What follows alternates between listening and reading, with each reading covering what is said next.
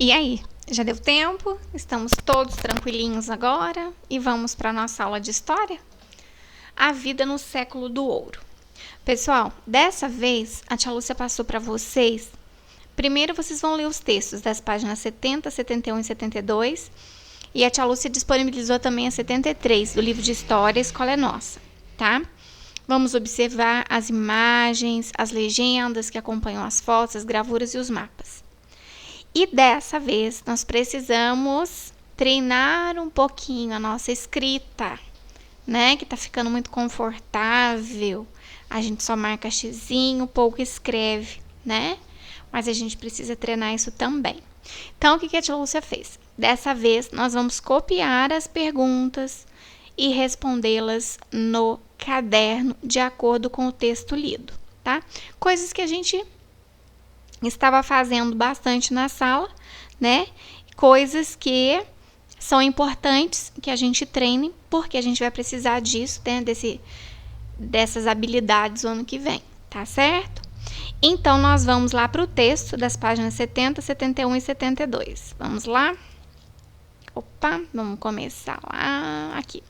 A vida no século do ouro. No século do ouro, a vida da população da colônia mudou bastante. Bom, vamos lembrar então o que estava acontecendo. Até então, o Brasil, né, ele tinha sido, né, começou lá com o pau-brasil, depois começou a escassear o pau-brasil, né, as pessoas começaram a plantar a cana-de-açúcar, né, a cana-de-açúcar eles produziam açúcar, mandavam lá para a Europa, né, depois quando começou aquela disputa, né, com a Holanda, né, nas Antilhas, o açúcar lá nas Antilhas, Portugal começou a tentar outras formas de lucrar no Brasil, né? A gente viu que dentre elas estavam, né, a pecuária, a criação de animais, né, que era muito utilizado na época, tanto para transporte, quanto na agricultura, quanto na alimentação. As drogas do sertão, né, que na verdade eram produtos brasileiros, né, diferentes, e que ficaram conhecidas como especiarias brasileiras, né, o cacau, a castanha do Pará, né, o guaraná, a salsa parrilha, vários outros, né? E talvez não, o mais importante nessa época que foi, né, quando os bandeirantes começaram a adentrar o interior do Brasil e descobriram aqui os metais preciosos, né, as grandes jazidas, tá certo? Então, no século do ouro, o século do ouro é o século XVIII, tá bem? Bom, e aí, até então, as pessoas viviam na zona rural, né? Porque a cana-de-açúcar era plantada, o quê? Na roça, né? Os grandes senhores moravam onde? Nas grandes, né, nos casarões, mas onde? Na roça, né? E a partir do momento em que eles vão descobrindo, né, jazidas, eles vão se aglomerando em torno dessas jazidas, né? E vão formando ali acampamentos, né? Que vão se tornando, vão surgindo os arraiais, que vão se tornando as vilas, e as vilas vão se tornando cidades. Tá ok?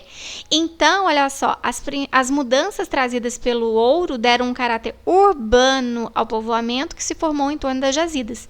Tá? Porque, mais uma vez, olha só, era um país totalmente agrário, né, devido às plantações, né? E aí, o que acontece? Começa a aglomerar pessoas em torno das jazidas. Essas pessoas vão construindo ali, né, as choças, os acampamentos, né? E muitos ficam ali, né, procurando, buscando o ouro. E aí, muitas dessas aglomerações se tornam o quê? Os arraiais. E os arraiais vão crescendo, né, se tornando vilas, e as vilas vão se tornando em cidades, tá? Então, talvez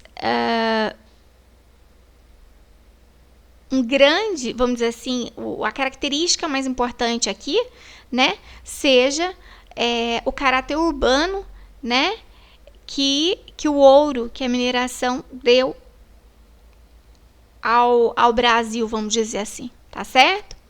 Um país que era até então agrário. Bom, essas transformações não ficaram só em Minas Gerais, né? Foram formadas 14 vilas nessa época e outros povoamentos, tá certo? E todas essas vilas com as mesmas características. Ruas tortuosas, sobrados residenciais, olha só. Tá vendo? 2 andares, sobrados residenciais, lojas, tinha as lojinhas, as hospedarias para onde as pessoas que passavam por ali pudessem ficar, pudessem pousar, né? Os armazéns, né? Que era como se fosse um mercadinho onde se vendia de tudo, né? As oficinas, né? Por quê? Porque tinha que ter oficina de tudo, né? Tinha que ter os artesãos, né? Que faziam o artesanato, as coisas manuais, né? Os sapateiros, né? Tinha os escultores, os joalheiros, né? Então, vai se tornando, esses arraiais vão se tornando vilas, né? E olha só, a gente pode ver aqui, né? Essa vila, né? Então, a gente vê as ruas tortuosas, né? Os sobrados, né? Aqui a gente não consegue ver do lado de cá, mas do lado de cá a gente vê que tem, olha só, né? Portas grandes aqui, provavelmente, dentre esses que a gente já falou aqui, né? Bom, como é que eram as vilas e as cidades mineiras?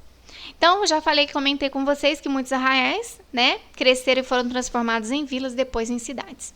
Entre essas cidades, a gente pode citar Vila Rica, Congonhas do Campo, Sabará e Ribeirão do Carmo, que são cidades históricas, tá certo? Onde a população, né, que vivia ali na mina, né, buscando o ouro, começou a morar ali, né?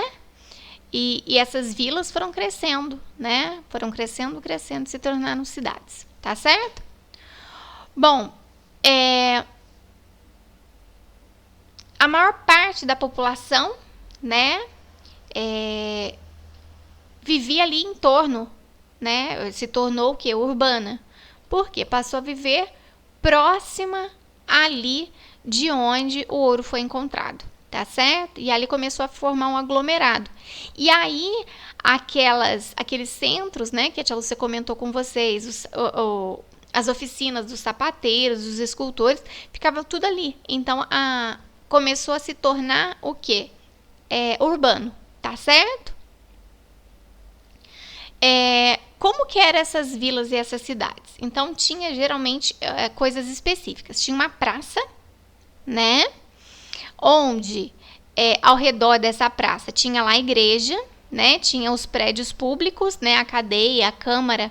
Câmara a gente já comentou na aula passada, onde os funcionários do rei ficavam, né? Para poder cobrar os impostos, né? Tinha também, no meio da praça, um pelourinho. O que era isso? Era uma pilastra, né? Uma coluna de pedra ou madeira, então era no meio da praça, onde as pessoas recebiam os castigos. Olha aqui, ó, tá vendo? Aqui no meio, onde as pessoas que desafiavam a coroa portuguesa, que faziam coisas erradas, de acordo com, né, com os funcionários do rei, eles recebiam um castigo na frente de todo mundo, porque aí o que acontecia? Todo mundo ficava com medo, né? Isso era uma forma de intimidar o povo a não ir contra os desejos da coroa, tá certo?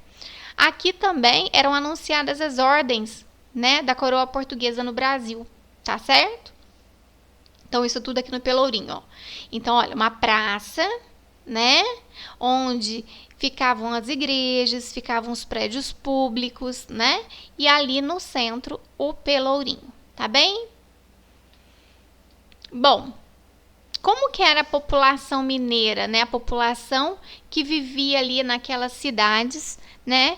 E nas vilas e cidades que se formavam a partir das minas, do ouro, né? Era muito desigual. Então, a característica marcante da população mineira era o quê? A desigualdade social, né? Poucas pessoas com muito e muitas pessoas com pouco, né? Então, ó, as pessoas mais ricas eram os proprietários de minas e os funcionários do governo, que era pouca gente, né, gente? era uma pequena parcela da população. As pessoas mais ricas, né? Quem que se destacava ali? Eram profissionais, né? Os ourives, né? Aqueles que trabalhavam com o ouro mesmo, né? Os advogados e os médicos, tá? Além aqui, lógico, né? Dos proprietários das minas, né? E também nos funcionários do governo, tá? Olha, um rico senhor naquela época, como que ele se vestia, né? Olha, chapéu, olha o sapato, né? E tudo mais. Bom, a maior parte da população, né? Era pobre, né? E quem eram eles? Os escravos e os homens livres, mas também pobres, que não possuíam, vamos dizer assim, bens, né? Que viviam em condições precárias, tá certo? Os homens livres e pobres se dedicavam à faiscagem no leito dos rios. O que é a faiscagem? Agora, né, não era mais o ouro de aluvião. O ouro de aluvião era quando eles conseguiam, tinha tanto ouro que eles conseguiam pegar, né, nas margens e no leito dos rios. Depois que ficava muito tempo, né, sendo explorado, o ouro começava a ficar escasso, né? E aí esses homens, né, pobres, eles ficavam por ali tentando achar algumas faíscas de ouro, né, para ver se enriquecia, tá? Bom, alguns se dedicavam à faiscagem, né, que foi o que eu falei. Outros se dedicavam à criação de animais e cultivo de pequenas roças, né, para o próprio sustento, muitas vezes, às vezes para poder tentar vender, né, roças de milho, de mandioca, de arroz, né. Tinha pequenos comerciantes, né, pequenos mesmos, né, que vendiam os mantimentos que eram trazidos de outras regiões, tá certo?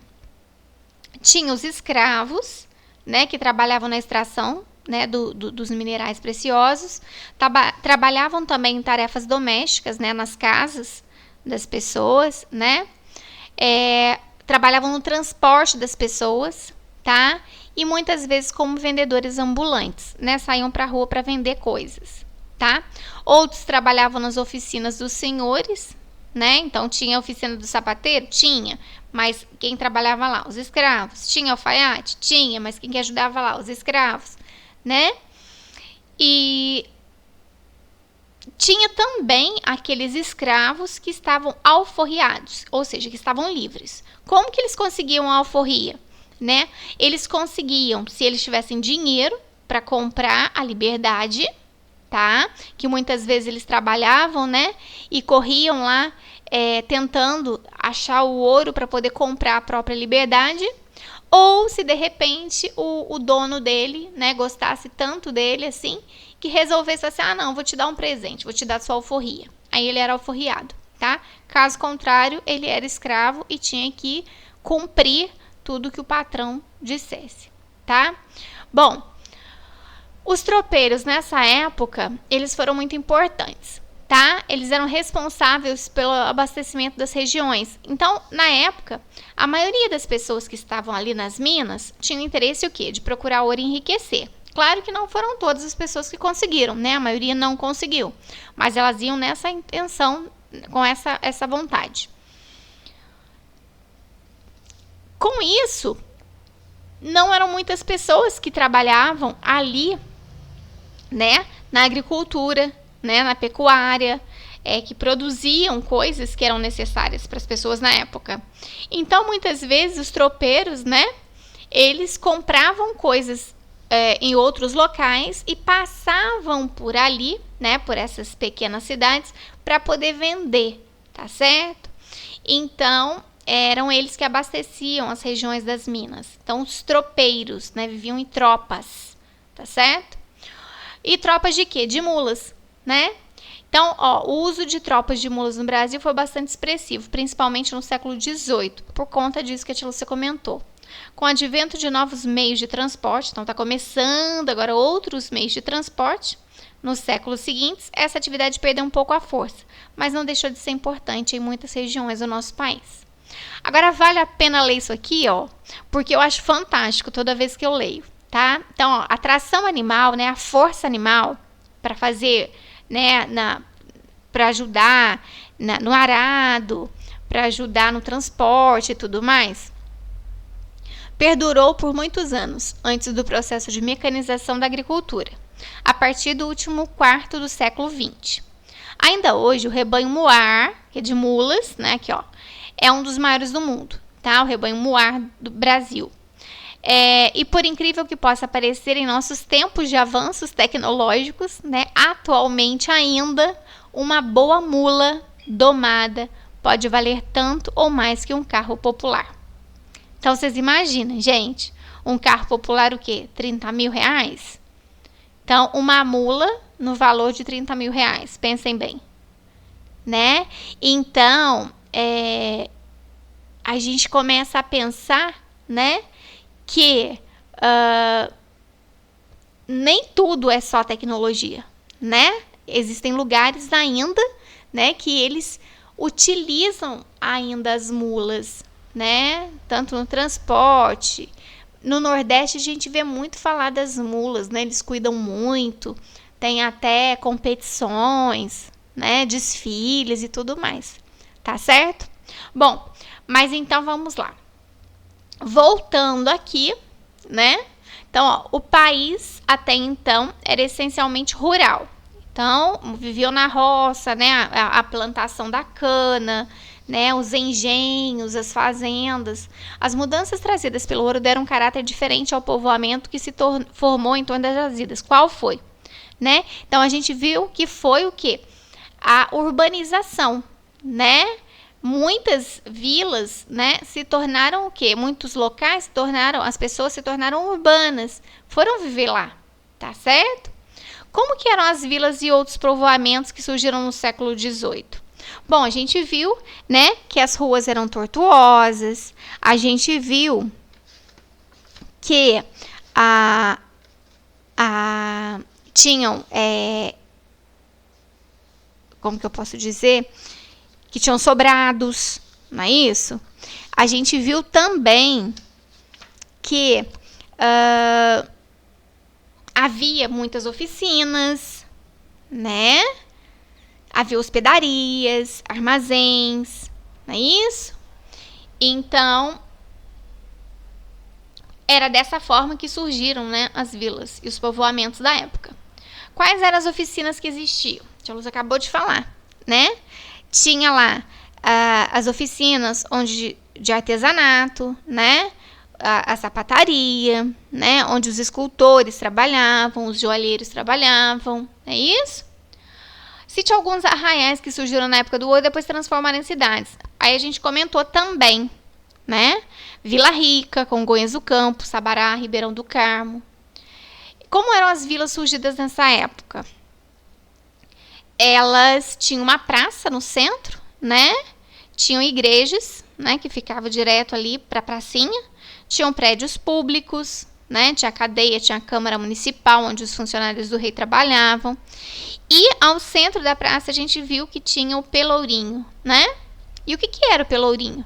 Para que ele era usado? O pelourinho era uma pilastra de pedra ou de madeira, né? Que ficava lá no centro, né? E era usado para quê? Para castigar as pessoas, né, que desobedecessem às ordens do rei, e também ali naquele centro eram anunciadas as ordens da coroa portuguesa, tá certo? Qual era a grande característica marcante da sociedade mineira dessa época? A característica marcante era a desigualdade social, né?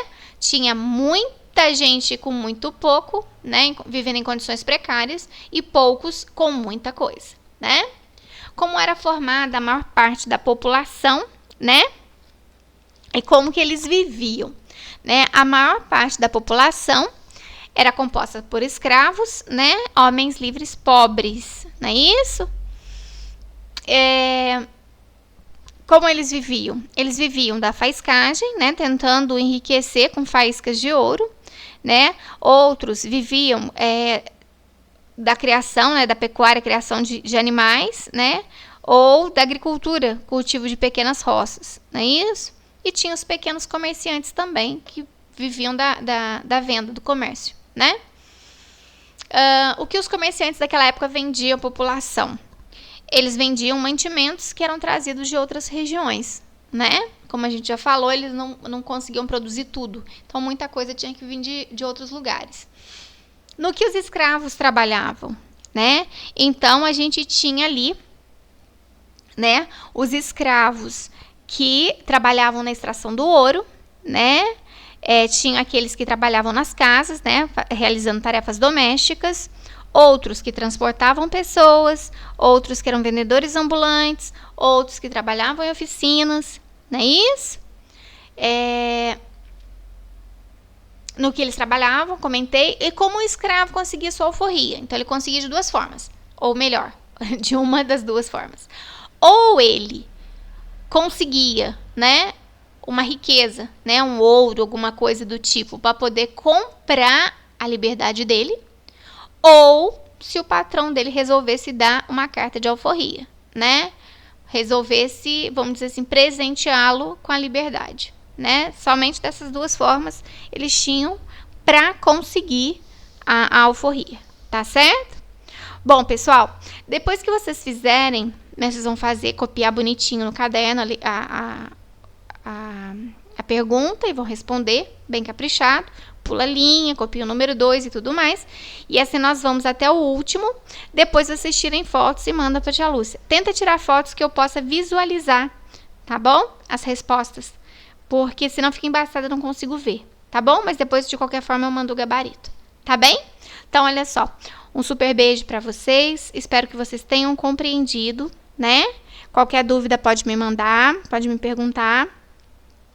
E tenham um ótimo final de semana, tá bom? Que Deus abençoe, que vocês sejam muito felizes, que vocês descansem bastante, né? Porque vocês merecem, tá certo? Um super beijo para vocês e até segunda-feira.